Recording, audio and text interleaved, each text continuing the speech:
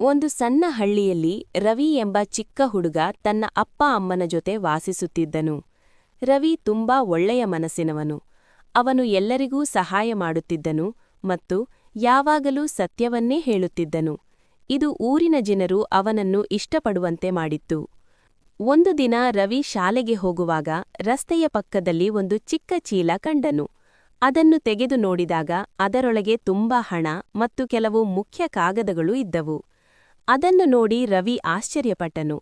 ಈ ಹಣವನ್ನು ನಾನು ಇಟ್ಟುಕೊಂಡರೆ ಯಾರಿಗೂ ಗೊತ್ತಾಗುವುದಿಲ್ಲ ಎಂದು ಒಂದು ಕ್ಷಣ ಯೋಚಿಸಿದನು.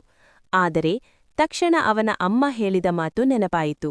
ಅದೇನೆಂದರೆ, ಇತರರ ವಸ್ತು ನಮ್ಮದು ಅಲ್ಲ, ಯಾವಾಗಲೂ ಪ್ರಾಮಾಣಿಕವಾಗಿರು ಮಗನೇ ಅನ್ನೋದು. ನಂತರ ರವಿ ನೇರವಾಗಿ ಶಾಲೆಗೆ ಹೋಗಿ ತನ್ನ ಶಿಕ್ಷಕರಿಗೆ ಚೀಲವನ್ನು ಕೊಟ್ಟನು. ರವಿಯ ಪ್ರಾಮಾಣಿಕತೆ ಕಂಡು ಶಿಕ್ಷಕರು ತುಂಬಾ ಸಂತೋಷಪಟ್ಟರು. ಅವರು ಆ ಚೀಲ ಯಾರದು ಎಂದು ತಿಳಿಯಲು ಪ್ರಯತ್ನಿಸಿದರು. ಚೀಲದಲ್ಲಿದ್ದ ಗುರುತಿನ ಚೀಟಿ ನೋಡಿ ಅದು ಹಳ್ಳಿಯ ಒಬ್ಬ ವೃದ್ಧನದು ಎಂದು ತಿಳಿದುಬಂತು. ಆ ವೃದ್ಧನು ತನ್ನ ಹಣ ಕಳೆದುಕೊಂಡು ದುಃಖದಲ್ಲಿದ್ದನು. ಶಿಕ್ಷಕರು ಆ ವೃದ್ಧನನ್ನು ಶಾಲೆಗೆ ಕರೆಸಿದರು.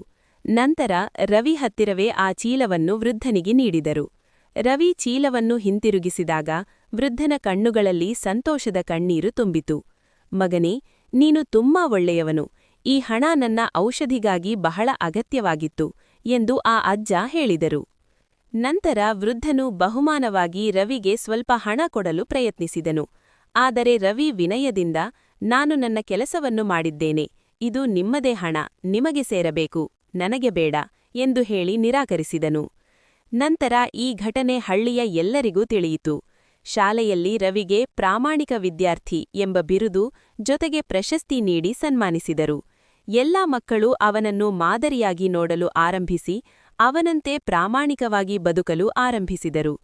ಆ ದಿನದಿಂದ ರವಿ ಇನ್ನೂ ಹೆಚ್ಚು ಸಂತೋಷವಾಗಿದ್ದನು, ಏಕೆಂದರೆ ಅವನು ನಾವು ಸತ್ಯ ಮತ್ತು ಪ್ರಾಮಾಣಿಕತೆಯಿಂದ ಬದುಕಿದರೆ ನಮಗೆ ಜೀವನವೇ ಬಹುದೊಡ್ಡ ಬಹುಮಾನ ನೀಡುತ್ತದೆ ಎಂಬುದನ್ನು ಅರಿತುಕೊಂಡಿದ್ದನು.